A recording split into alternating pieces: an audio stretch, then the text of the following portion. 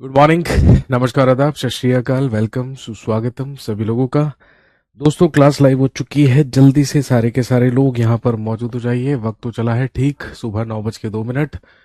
तारीख आपको पता है, आज 17 जनवरी 2025 है, यानी कि आज 17 जनवरी 2025 है। क्लास पूरी तरीके से लाइव है। आप सभी लोगों का बहुत बहुत स्वागत, इस्तकबाल, अभिनंदन। आइए जी, सारे के सारे लोग जल्दी से यहाँ पर मौजूद हो जाइए। नमस्कार भाई, सभी लोगों को नमस्कार। दोस्तों, आइए, आप सभी लोगों का इस क्लास में बहुत बहुत स्वागत है। और जैसा कि आप जानते हैं कि हम लास्ट क्लास में पढ़ रहे थे कॉन्स्टिट्यूशनल डेवलपमेंट ऑफ इंडिया, जिसमें हमने फिनिश किया था कंपनी रूल या कंपनी के अधीन शासन। और फिर उसके बाद हमने स्टार्ट किया था पढ़ना क्राउन रूल या ताज के अधीन शासन, जिसमें हम दो एक्ट्स के बारे में बात कर चुके थे। सबसे पहले 1858 का गवर्नमेंट ऑफ इंडिया एक्ट, यानी कि 1858 का भारत शासन अधिनियम। और दूसरा, उसके बाद हमने बात की थी 1861 इंडियन काउंसिल एक्ट के बारे में, या 1861 के भारतीय परिषद अधिनियम के बारे में। और भारतीय परिषद अधिनियम के तहत क्या क्या महत्वपूर्ण काम हुए थे, वो सारी की सारी बातें हमने कर ली थी। तो चलिए, बातचीत हमें वहीं से कंटिन्यू करनी है।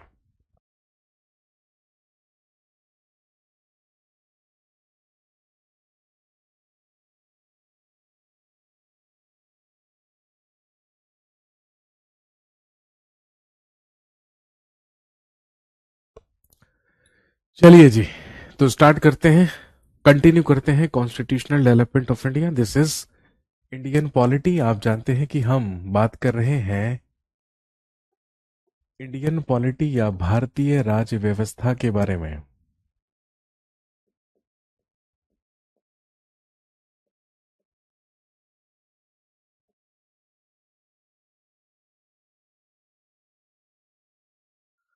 और इसमें हम पढ़ रहे थे अबाउट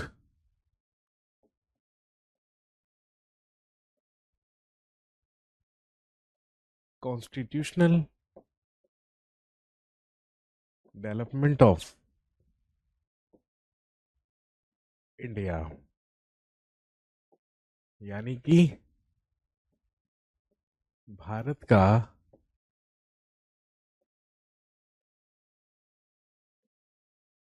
संवैधानिक विकास।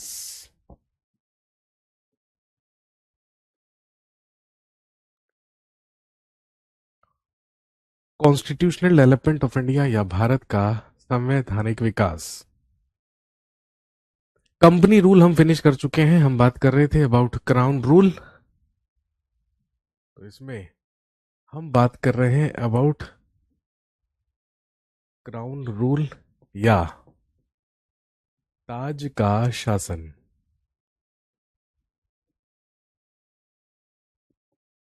1858 ईस्वी से लेकर 1947 तक, 1858 से लेकर 1947 तक हम बात कर रहे हैं अबाउट क्राउन रूल या क्राउन के अधीन शासन।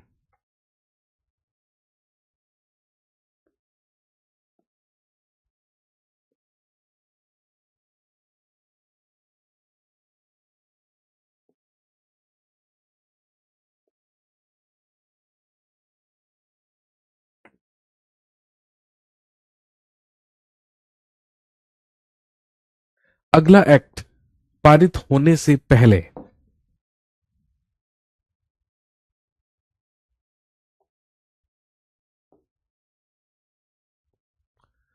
लास्ट दोस्तों हमने डिस्कस किया था 1861 का इंडियन काउंसिल एक्ट, 1861 का भारतीय परिषद अधिनियम। इसके बाद क्या हुआ, ध्यान रखेंगे। 1885 में, 1885 ईस्वी में हुई फाउंडेशन ऑफ, लिखेंगे इंडियन नेशनल कांग्रेस।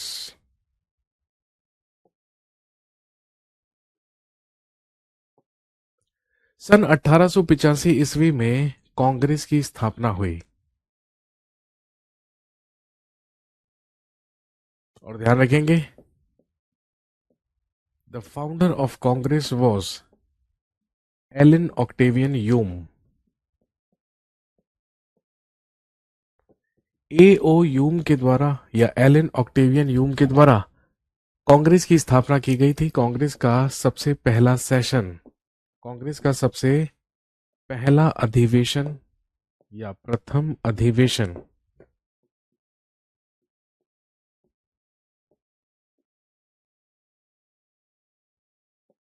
28 दिसंबर सन 1885 ईस्वी को बंबई में हुआ। कांग्रेस की स्थापना बंबई में हुई थी और ध्यान रखेंगे, बंबई में ही कांग्रेस का सबसे पहला सेशन या सबसे पहला अधिवेशन हुआ था। कहां पर? बंबई के, ध्यान रखेंगे, गोकुल दास तेजपाल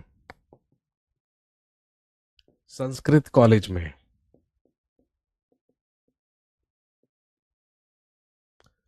ये कांग्रेस का सबसे पहला सेशन, सबसे पहला अधिवेशन था जिसमें कांग्रेस के सबसे पहले अध्यक्ष, सबसे पहले प्रेसिडेंट, कांग्रेस के फर्स्ट प्रेसिडेंट या प्रथम अध्यक्ष बनाए गए वोमेश चंद्र बनर्जी।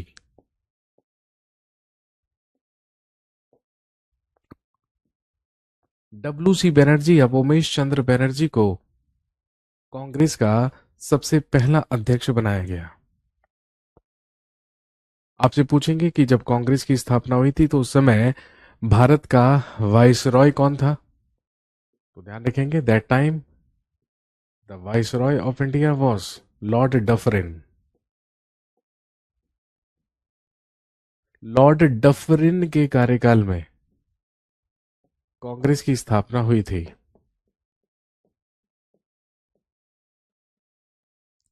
अगर हम लॉर्ड डफरिन की बात करें तो 1884 से लेके 1888 तक ये भारत का वाइसरॉय रहा था। जब कांग्रेस का सबसे पहला सेशन हुआ, जब कांग्रेस का सबसे पहला अधिवेशन हुआ, तो इसमें 72 मेंबर्स पार्टिसिपेटेड। इसमें कुल 72 सदस्यों के द्वारा भाग लिया गया।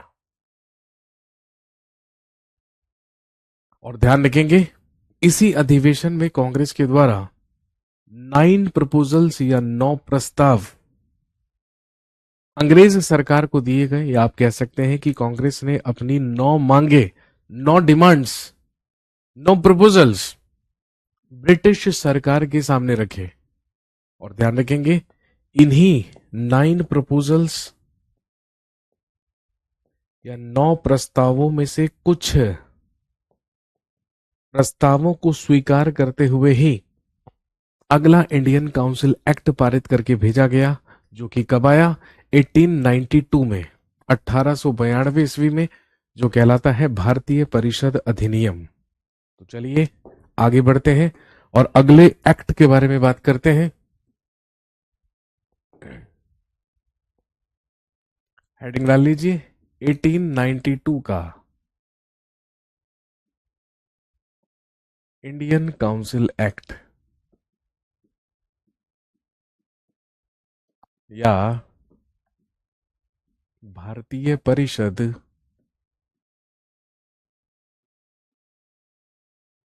अधिनियम।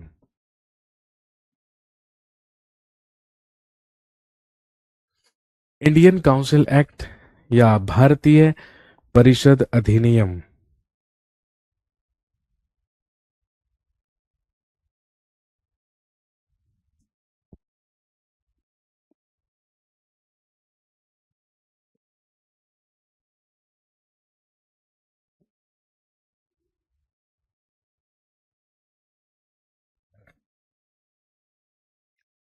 इसके तहत दो इंपॉर्टेंट काम किए गए, दो महत्वपूर्ण काम किए गए। और वो महत्वपूर्ण काम क्या थे? वो महत्वपूर्ण काम ये थे, सबसे पहला,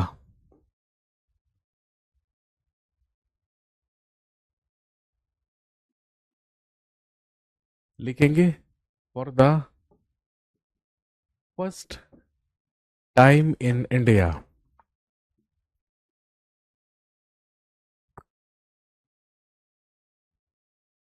The process of indirect elections was adopted.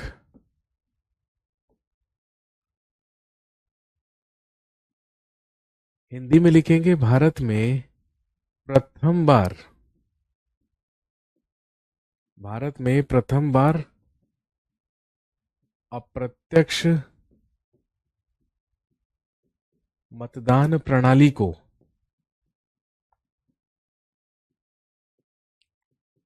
अपनाया गया.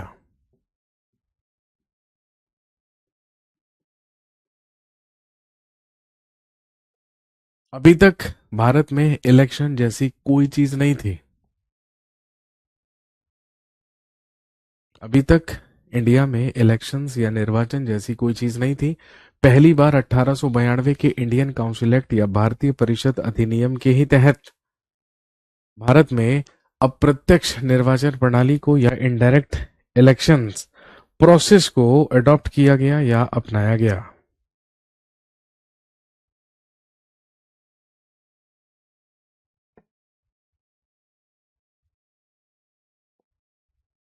और दूसरा सबसे महत्वपूर्ण कार्य क्या हुआ?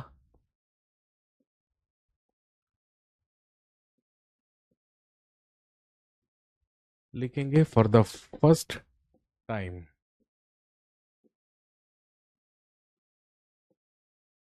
Indian members got the right to do debate on Indian budget. Hindi में लिखेंगे प्रथम बार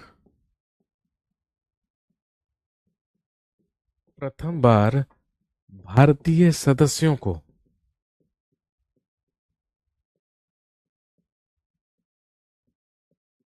बजट पर बहस करने का अधिकार.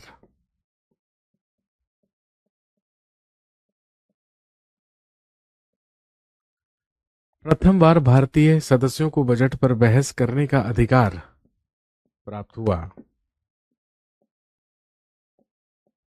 अभी तक भारतीय सदस्यों को बजट पर बहस भी करने का अधिकार नहीं दिया गया था, लेकिन अब भारतीय सदस्य भी बजट पर बहस कर सकते थे, अपनी राय दे सकते थे, रेकमेंड कर सकते थे जो चीज उन्हें बजट में पसंद हो या ना हो. और दूसरी तरफ इनडायरेक्ट इलेक्शन प्रोसेस को भी यहां पर अपना लिया गया. ये दो सबसे महत्वपूर्ण काम थे जो 1892 के इंडियन काउंसिल एक्ट या भारतीय परिषद अधिनियम के तहत किया गया.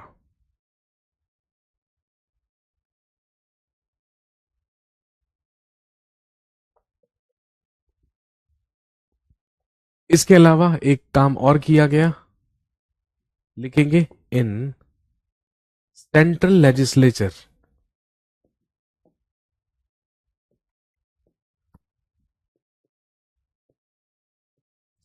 The number of members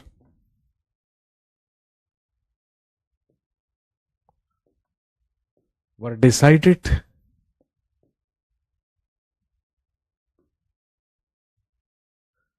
in central legislature the number of members were decided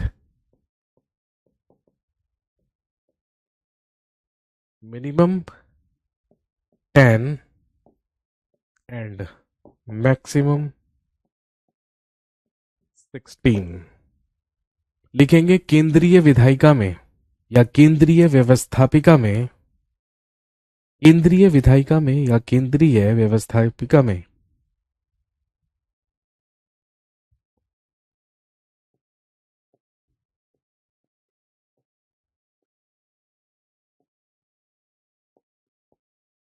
केंद्रीय विधायिका में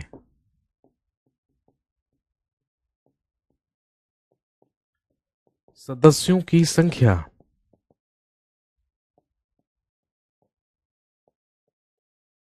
न्यूनतम 10 एवं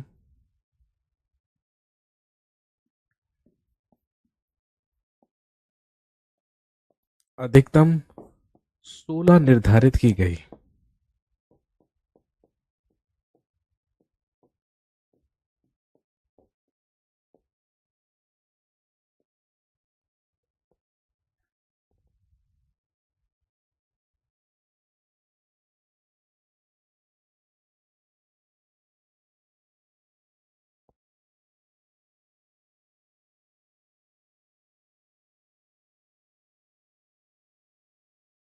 क्लियर हो गई बात?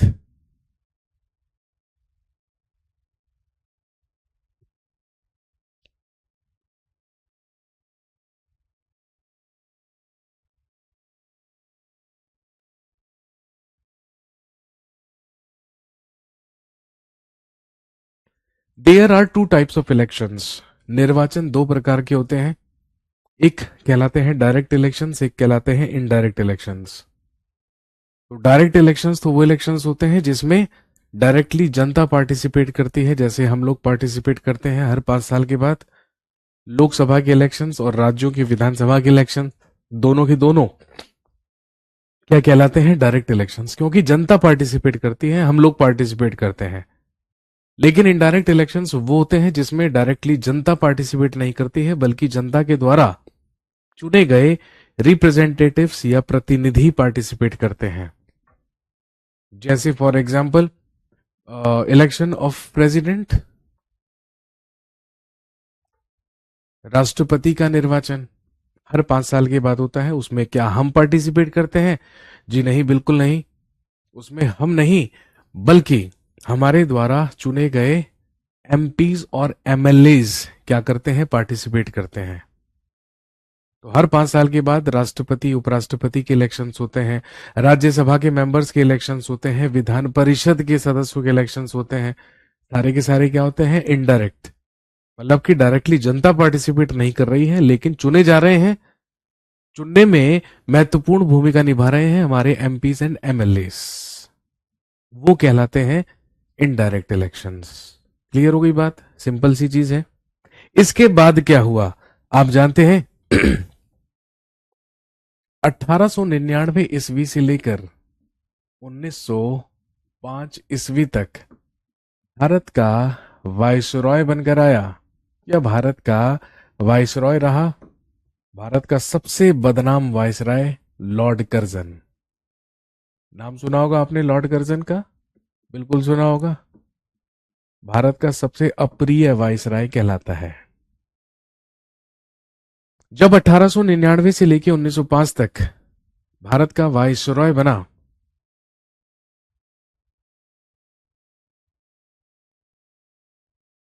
या भारत का वायसरॉय बनकर आया लॉर्ड कर्जन, तो लॉर्ड कर्जन ने देखा कि बंगाल के लोगों के अंदर नेशनलिज्म या राष्ट्रवाद की भावना बहुत ज्यादा बढ़ रही है, बहुत ज्यादा जागृत हो रही है।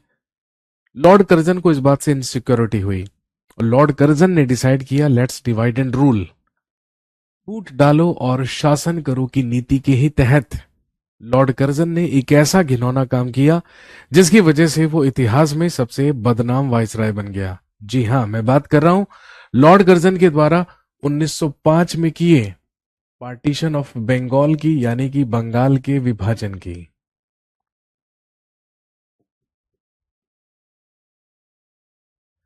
1905 में लॉर्ड कर्जन के द्वारा किया गया बंगाल का विभाजन, जिसका उद्देश्य था बंगाल में राष्ट्रवाद की भावना को कमजोर करना, बंगाल के लोगों में भाईचारे को खत्म करना, बंगाल में हिंदू और मुसलमानों के बीच में राजनीतिक तौर पर फूट डलवाना। बंगाल का विभाजन किया गया ये कहकर कि बंगाल इतना बड़ा प्रांत है कि वहां पर प्रशासन चलाने में भी दिक्कत होती है, परेशानी होती है, इसीलिए हम प्रशासनिक कारणों से बंगाल का विभाजन कर रहे हैं। बंगाल को बांट दिया गया दो भागों में, ईस्ट बंगाल और वेस्ट बंगाल। एक वो बंगाल बनाया गया जहां पर हिंदुओं की संख्या मुसलमानों से 4 गुना थी, और एक वो बंगाल बनाया गया जहां पर मुसलमानों की संख्या हिंदुओं से 3 गुना थी। हम समझ गए कि ये काम केवल और केवल हम में फूट डलवाने के लिए किया गया है, लेकिन इसमें कहीं ना कहीं अंग्रेज सफल हुए। हालांकि 20 जुलाई 1905 को जब बंगाल के विभाजन की घोषणा की गई, तो उसी के विरोध में 7 अगस्त 1905 को ही कलकत्ता के टाउन हॉल से आनंद मोहन बोस और सुरेंद्र नाथ बनर्जी के द्वारा 2 जनसभाएं बुलाई गई और वहीं से शुरुआत हुई स्वदेशी और बहिष्कार आंदोलन की, जिसे हम बंग भंग विरोधी आंदोलन भी कहते हैं। लेकिन कहीं ना कहीं अंग्रेज अपने मंसूबों में सफल हुए, क्योंकि कहीं ना कहीं अंग्रेज मुसलमानों के मन में ये बात डालने में सफल हो गए कि अगर कल को भारत में राजनीतिक अधिकार मिलेंगे तो सारे के सारे हिंदू ले जाएंगे, मुसलमानों के हाथों में कुछ नहीं आने वाला। अब मुसलमानों को ऐसा लगने लगा कि अंग्रेज हमारे शुभचिंतक हैं, अंग्रेज हमारे हितैषी हैं, और यही रीजन था, यही कारण था कि अपने राजनीतिक अधिकारों को प्राप्त करने के लिए, कांग्रेस के प्रति घृणा पैदा करने के लिए और अंग्रेजों के प्रति निष्ठा पैदा करने के लिए 1905 में 1905 में एक और पॉलिटिकल पार्टी बनी, एक और राजनीतिक संगठन की स्थापना हुई। आप लिखेंगे 1906 में हुआ foundation of all India Muslim League.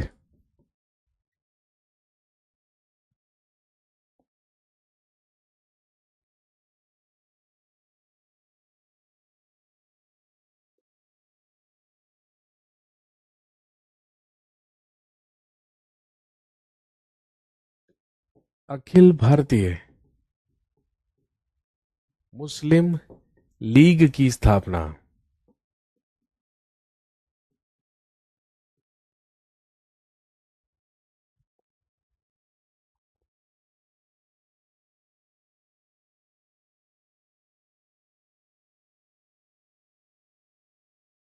Muslim league का नाम आपने सुना होगा, डेफिनेटली सुना होगा। मुस्लिम लीग की स्थापना 1906 में बंगाल के विभाजन के बाद हुई थी।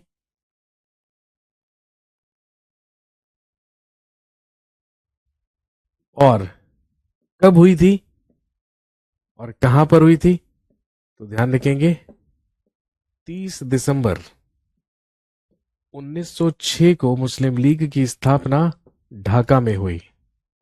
वही ढाका जो आज बांग्लादेश की राजधानी है। And who was the founder of Muslim League? Muslim league के संस्थापक कौन थे? ढाका के ही नवाब, नवाब सलीमुल्लाह खान।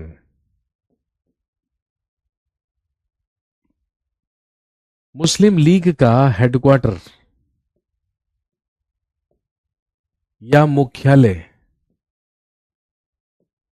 लखनऊ हुआ करता था, और मुस्लिम लीग के स्थायी अध्यक्ष, परमानेंट प्रेसिडेंट हुआ करते थे आगा खान।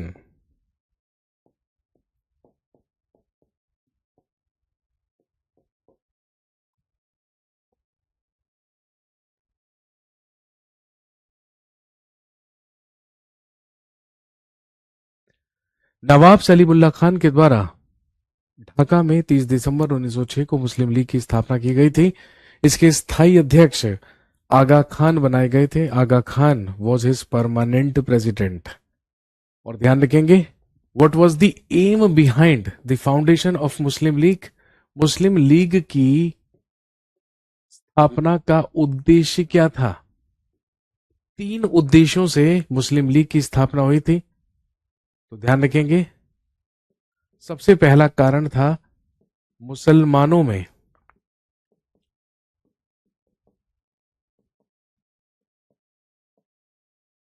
अंग्रेजों के प्रति निष्ठा।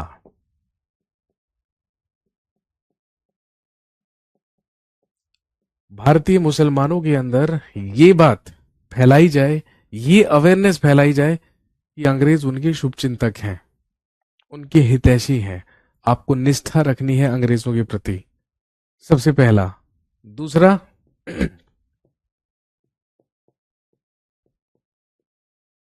कांग्रेस के प्रति घृणा। स्वाभाविक सी बात है, जब अंग्रेजों का हितैषी बनेंगे, जब अंग्रेजों को अपना माई बाप समझेंगे, तो घृणा तो होनी ही है। किससे? कांग्रेस से। और तीसरा उद्देश्य मुसलमानों के पॉलिटिकल राइट्स यानी कि राजनैतिक अधिकारों का संरक्षण।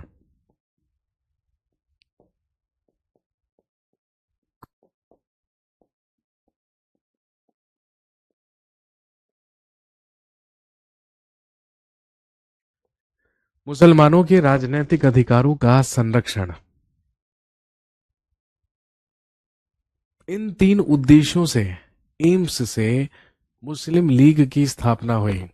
और क्योंकि भाई भारतीय मुसलमान अपने राजनीतिक अधिकार चाहते थे, इसीलिए अब मुस्लिम लीग के द्वारा ब्रिटिश सरकार से सेपरेट इलेक्टोरेट या पृथक निर्वाचन मंडल की मांग की गई और कहा गया कि आप भारत के मुसलमानों को अलग निर्वाचन मंडल दे दीजिए। उस समय भारत का वाइसरॉय लॉर्ड मिंटो सेकंड हुआ करता था और उस समय भारत का राज्य सचिव हुआ करता था लॉर्ड मॉर्ले। इसीलिए अगला इंडियन काउंसिल एक्ट पारित होकर आया 1909 में,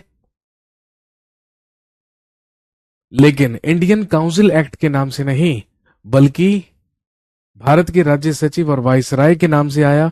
इसीलिए इसको हम कहते हैं मॉर्ले मिंटो रिफॉर्म एक्ट या मॉर्ले मिंटो सुधार अधिनियम। तो चलिए नेक्स्ट हम बात करते हैं अबाउट, हेडिंग डाल लीजिए 1909 का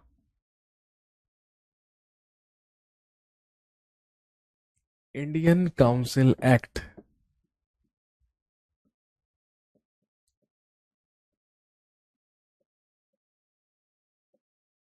भारतीय परिषद अधिनियम, जो प्रसिद्ध है, फेमस है, जो कहलाता है मॉर्ले मिंटो रिफॉर्म एक्ट।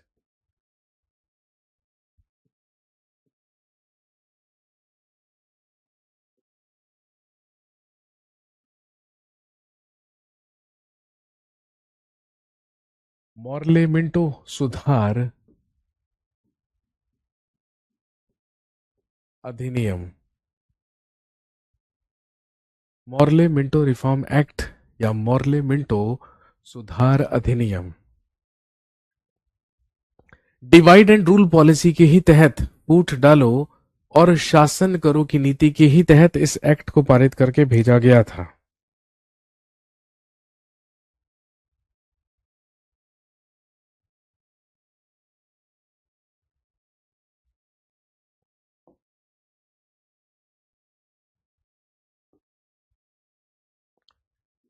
सबसे पहला पॉइंट लिखेंगे, this act was passed on the recommendations of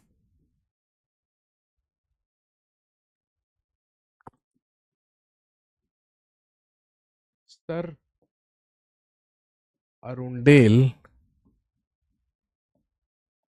Committee।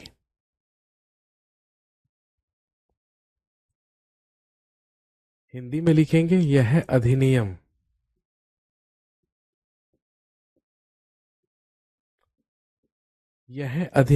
Sir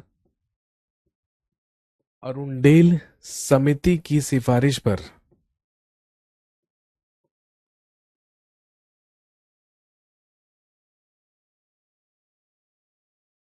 यह अधिनियम सर अरुंडेल समिति की सिफारिश पर पारित किया गया।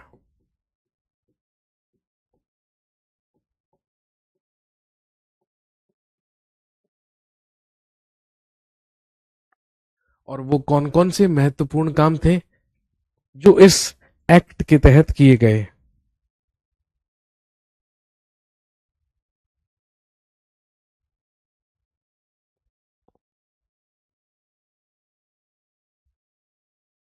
लिखेंगे, as per this act the number of members in Central Legislative Council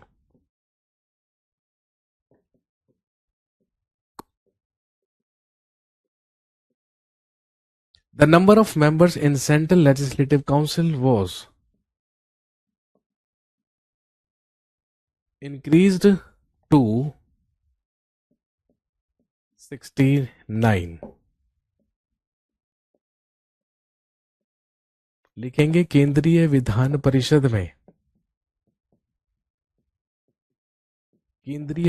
परिषद में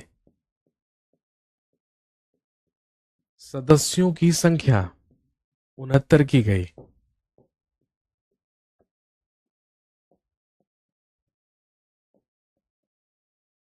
सबसे पहला काम जो 1909 के मॉर्ले मिंटो रिफॉर्म एक्ट के तहत किया गया,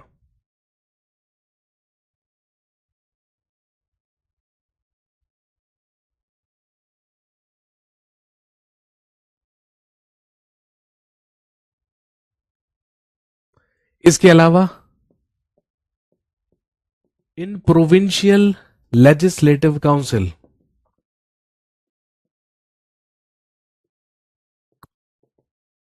या आप हिंदी में लिख सकते हैं प्रांतीय विधान परिषद। केंद्रीय विधान परिषद में तो सदस्यों की संख्या 69 कर दी गई, लेकिन प्रांतीय विधान परिषद में 4 प्रांत कौन कौन से, तो ध्यान रखेंगे बंगाल, मद्रास, बॉम्बे एंड यूपी। उत्तर प्रदेश नहीं, उस समय क्या हुआ करता था, यूनाइटेड प्रोविंस। प्रांतीय विधान परिषद बंगाल, मद्रास, बंबई और यूनाइटेड प्रोविंस में सदस्यों की संख्या 50 कर दी गई, 50 मेंबर्स। 50 सदस्य या 50 मेंबर्स। और इसके अलावा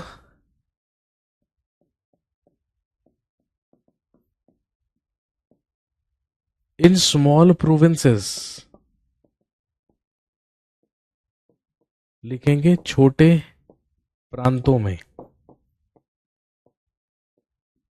सदस्यों की संख्या की गई 30 मेंबर्स या 30 सदस्य।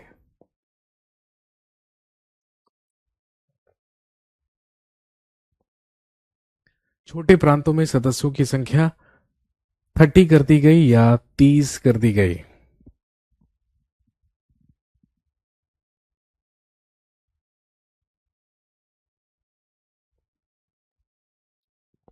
लेकिन सबसे ज्यादा इंपॉर्टेंट काम, सबसे ज्यादा महत्वपूर्ण काम जो इस एक्ट के तहत किया गया वो क्या था, तो आप लिखेंगे as per this act,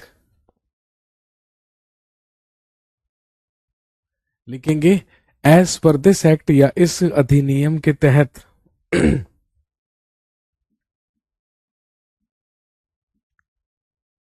professional and communal representation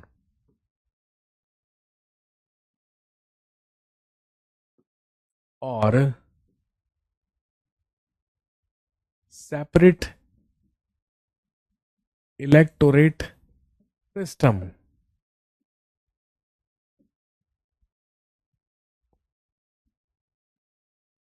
was started in India।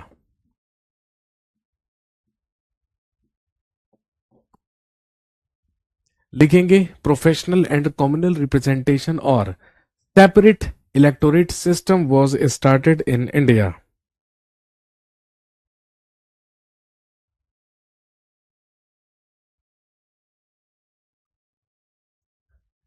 कहने का मतलब व्यावसायिक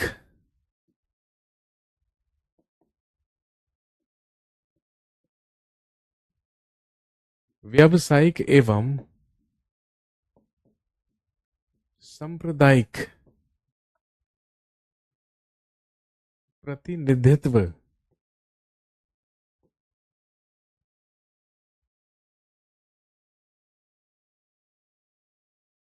एवं पृथक निर्वाचन मंडल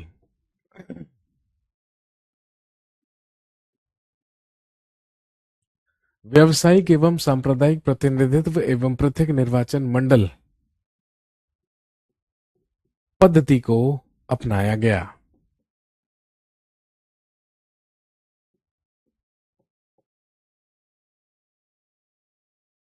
इसका मतलब क्या था? इसका मतलब था Muslims of India, Muslims of India got a separate electorate.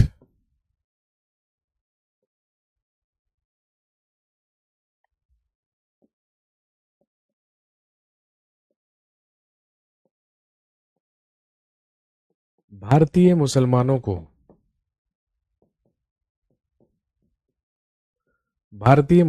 को पृथक निर्वाचन मंडल दिया गया।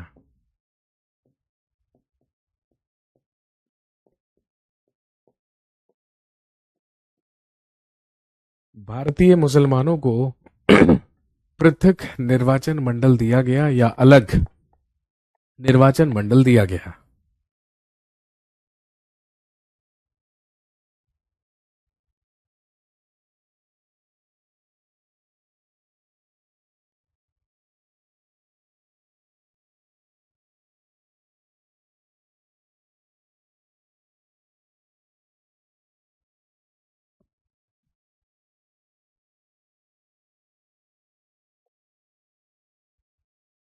दो इंपॉर्टेंट काम और हुए। First time two Indian members were included in the Indian Council and the Council of Viceroy.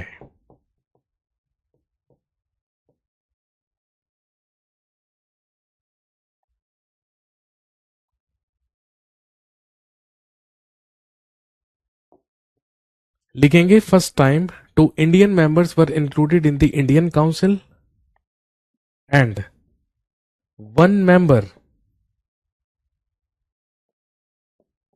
In the council of viceroy.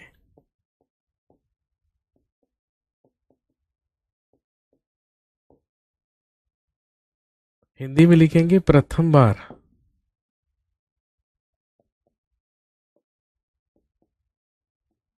भारतीय परिषद में दो सदस्य एवं वायसराय की परिषद में एक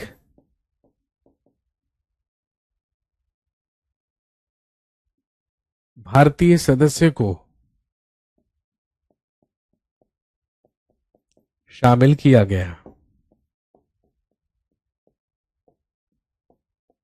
अभी तक इंडियन काउंसिल और वायसराय की काउंसिल में कोई भी इंडियन मेंबर नहीं था। ये पहला मौका था, ये पहली बार था जब वायसराय की परिषद और इंडियन काउंसिल या भारतीय परिषद में भारतीय सदस्यों को शामिल किया जा रहा था। और ये भारतीय सदस्य कौन कौन थे आपको याद रखने हैं।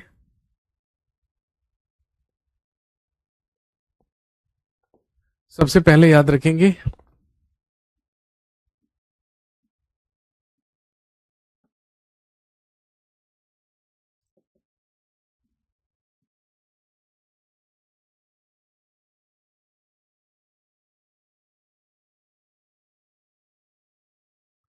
Indian council. इंडियन काउंसिल या भारतीय परिषद में शामिल किए गए दो इंडियन मेंबर्स, सबसे पहले के सी गुप्ता और दूसरे सैयद हुसैन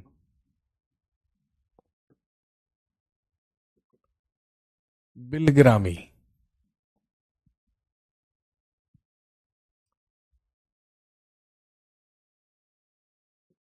और दूसरा ध्यान रखेंगे वाइसराय काउंसिल में।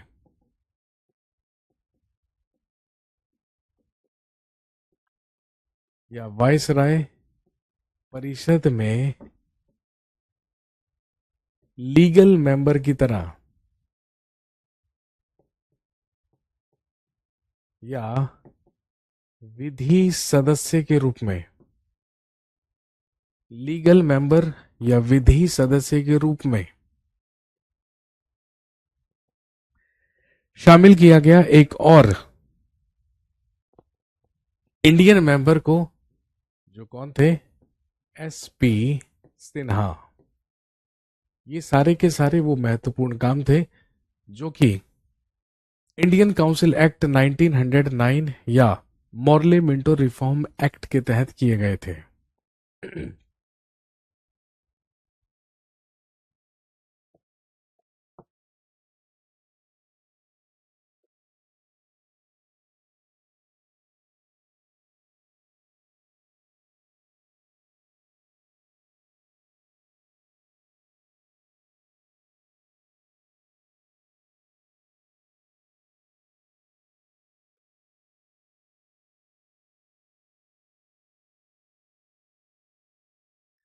इसके बाद क्या हुआ भाई, 1909 में मॉर्ले मिंटो रिफॉर्म एक्ट आया। इसके बाद 1911 में तीसरा दिल्ली दरबार लगा, जब जॉर्ज पंचम की ताजपोशी भारत में हुई।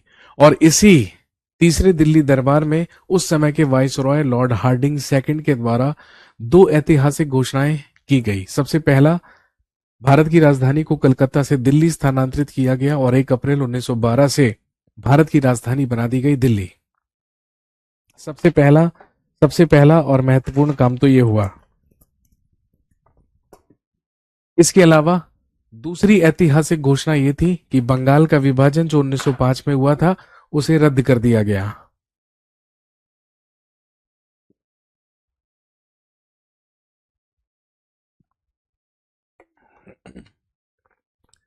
Partition of Bengal was cancelled, या बंगाल के विभाजन को पूरी तरीके से रद्द कर दिया गया। इसके बाद 1914 में शुरू हुआ फर्स्ट वर्ल्ड वॉर या प्रथम विश्व युद्ध। 1914 से लेकर 1918 तक फर्स्ट वर्ल्ड वॉर चला, लेकिन आप अच्छी तरीके से जानते हैं कि जब ब्रिटेन के द्वारा तुर्की पर आक्रमण करके तुर्की को छिन्न भिन्न कर दिया गया तो कहीं ना कहीं भारतीय मुसलमानों के धार्मिक आस्थाओं को ठेस पहुंची। क्योंकि अंग्रेजों ने फर्स्ट वर्ल्ड वॉर से पहले कहा था कि भारतीय हमारा सहयोग करें तो हम फर्स्ट वर्ल्ड वॉर के बाद भारतीयों को राजनीतिक अधिकार प्रदान करेंगे, राजनीतिक अधिकार देंगे। लेकिन मुसलमानों को कहीं ना कहीं इस बात की इनसिक्योरिटी हो रही थी कि ब्रिटेन और तुर्की दोनों एक दूसरे के खिलाफ थे फर्स्ट वर्ल्ड वॉर में, क्योंकि तुर्की का सुल्तान ही तो इस्लामिक खलीफा हुआ करता था, इस्लामिक सबसे बड़ा धर्म गुरु हुआ करता था। तो भारतीय मुसलमानों की भी तो आस्थाएं इस्लामिक खलीफा के साथ जुड़ी हुई थी। लेकिन अंग्रेजों ने, ब्रिटिश सरकार ने आश्वासन दिया कि हम तुर्की के खिलाफ कोई कार्रवाई नहीं करेंगे, लेकिन ऐसा नहीं हुआ।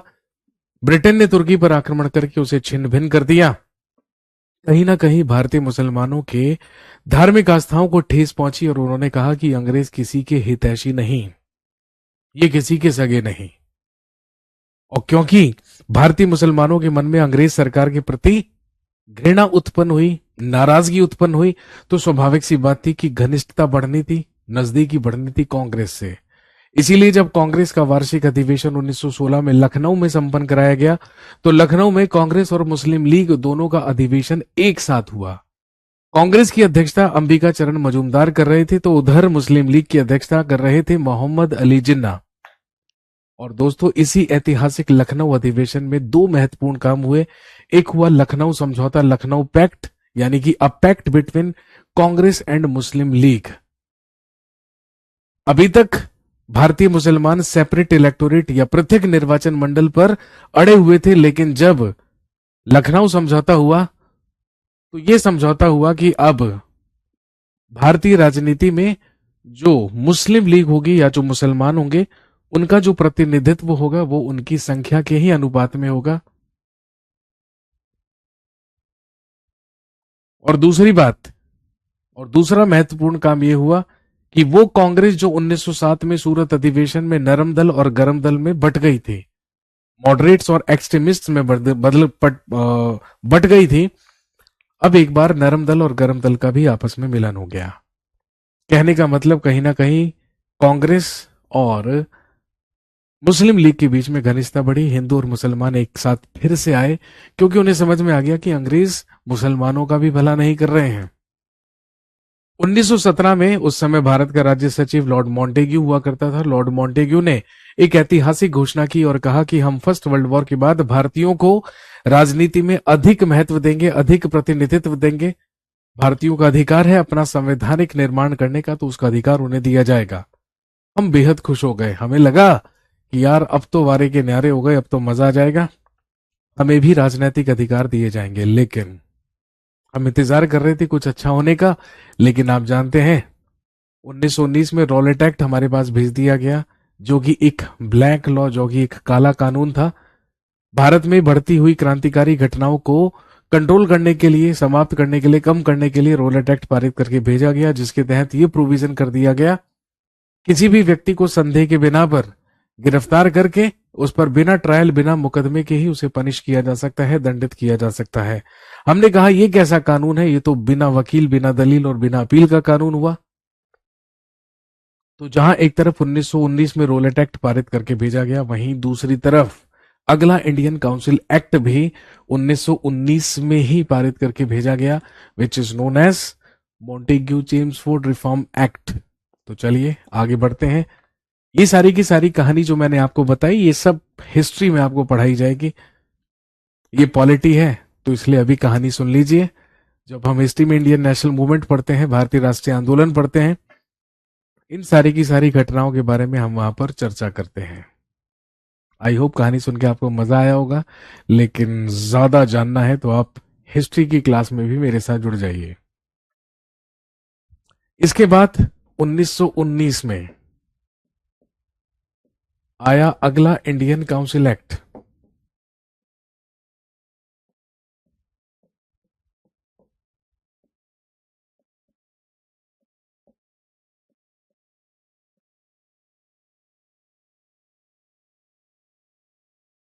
भारतीय परिषद अधिनियम, इंडियन काउंसिल एक्ट, जो कि कहलाता है मॉन्टेग्यू चेम्सफोर्ड रिफॉर्म एक्ट।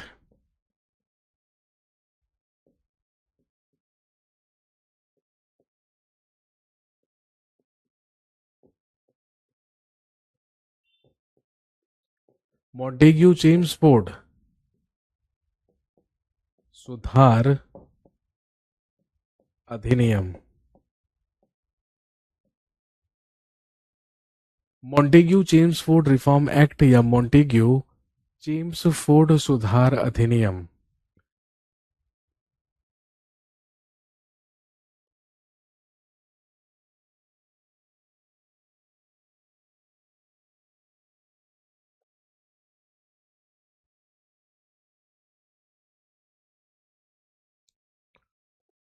क्या क्या महत्वपूर्ण काम इस एक्ट के तहत किए गए?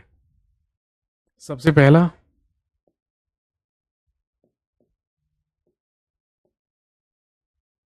Members in legislative council.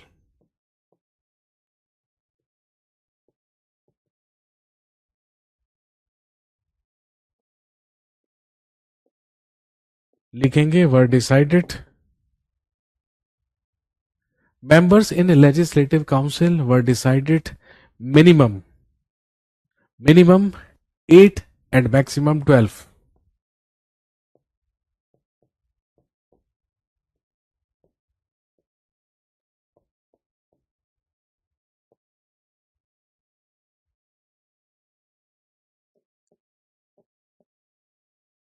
केंद्रीय विधान परिषद में, केंद्रीय विधान परिषद में सदस्यों की संख्या, सदस्यों की संख्या न्यूनतम 8 एवं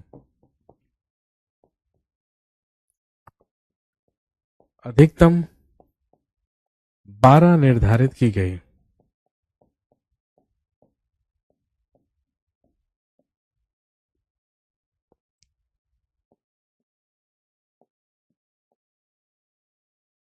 विधान परिषद सदस्यों की संख्या या विधान परिषद में सदस्यों की संख्या न्यूनतम 8 एवं अधिकतम 12 निर्धारित की गई।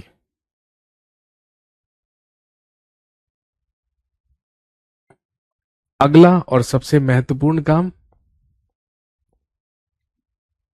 लिखेंगे, एज पर दिस एक्ट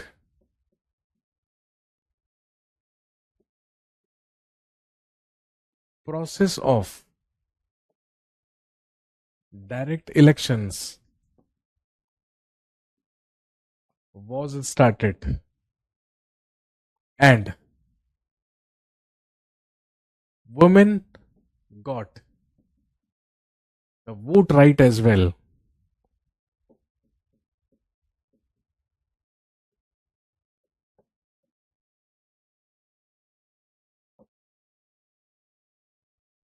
लिखेंगे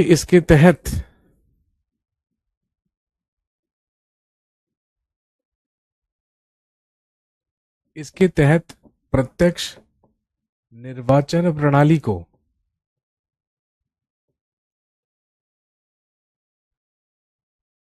अपनाया गया।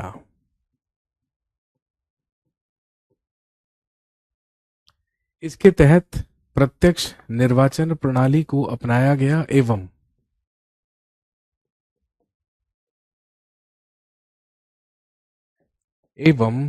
महिलाओं को भी मताधिकार दिया गया।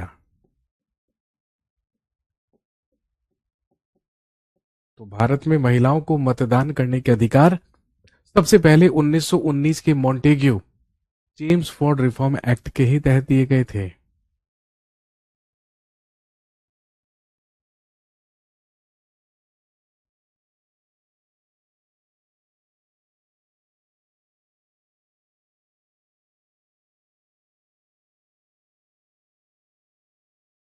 नेक्स्ट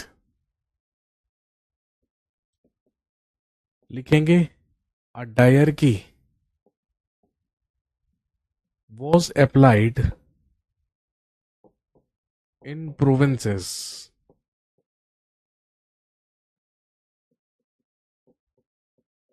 प्रांतों में द्वैध शासन लगाया गया।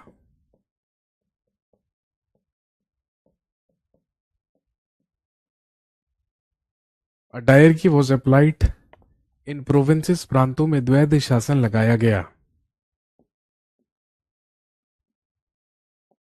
Salaries of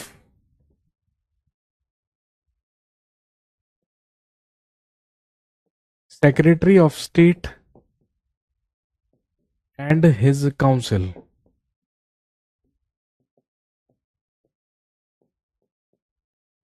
was started paying from Britain again। Hindi में लिखेंगे, राज्य सचिव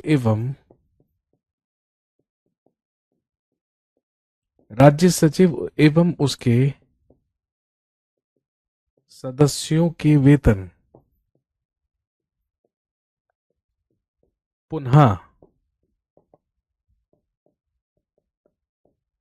ब्रिटेन से दिए जाने लगे।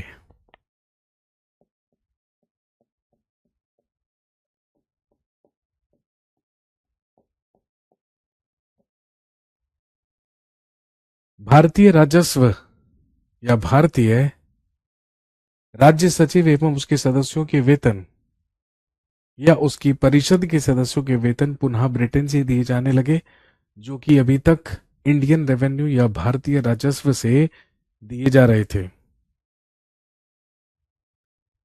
नेक्स्ट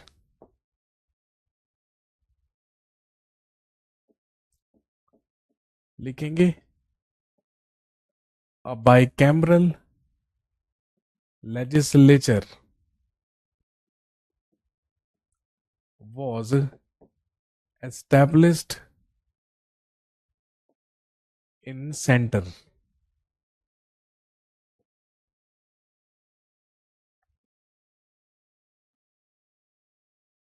हिंदी में लिखेंगे केंद्र में द्विसदनीय, केंद्र में द्विसदनीय विधायिका की शुरुआत की गई।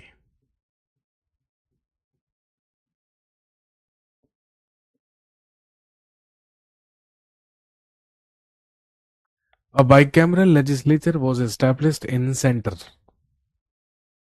केंद्र में द्विसदनीय विधायिका की शुरुआत की गई।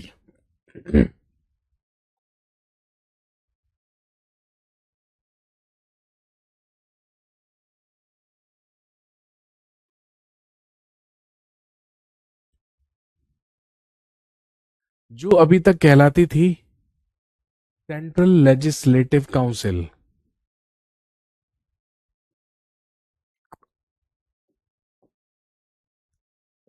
या केंद्रीय विधान परिषद,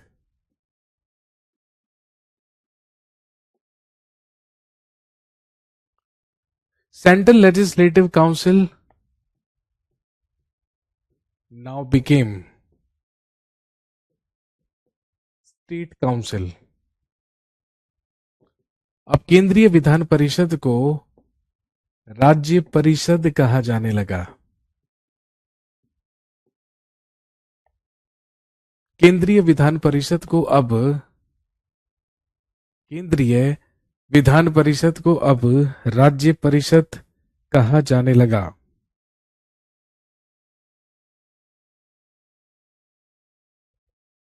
जिसमें सदस्यों की संख्या निर्धारित की गई 60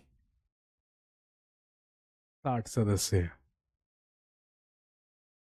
बाई कैमरल तो समझते हैं भाई, जैसे हमारी पार्लियामेंट है, संसद है, वो बाई कैमरल है क्योंकि उसमें दो हाउसेज हैं, क्योंकि उसमें दो सदन है, एक राज्यसभा एक लोकसभा। बिल्कुल वैसे ही ये बाई कैमरल लेजिस्लेचर की शुरुआत 1919 के ही मॉन्टेग्यू चेम्सफोर्ड रिफॉर्म एक्ट के तहत की गई। जो अभी तक कहलाती थी सेंट्रल लेजिस्लेटिव काउंसिल, उसको अब कहा जाने लगा स्टेट काउंसिल यानी कि राज्य परिषद। और एक नया हाउस, एक नया सदन, a new house was added, या आप कह सकते हैं एक नया सदन जोड़ा गया। A new house was added, एक नया सदन जोड़ा गया जो कहलाएगा सेंट्रल लेजिस्लेटिव असेंबली।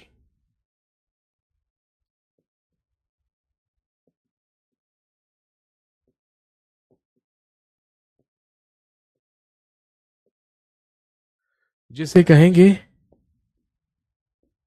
केंद्रीय विधानसभा, जो कहलाएगा सेंट्रल लेजिस्लेटिव असेंबली, या जो कहलाएगा केंद्रीय विधान सभा।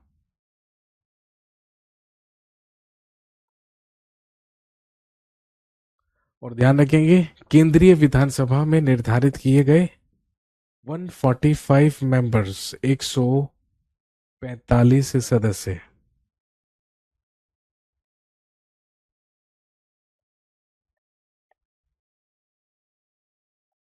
ये सारे के सारे वो इंपॉर्टेंट काम थे, ये सारे के सारे वो महत्वपूर्ण कार्य थे जो किए गए इंडियन काउंसिल एक्ट 1919 के तहत।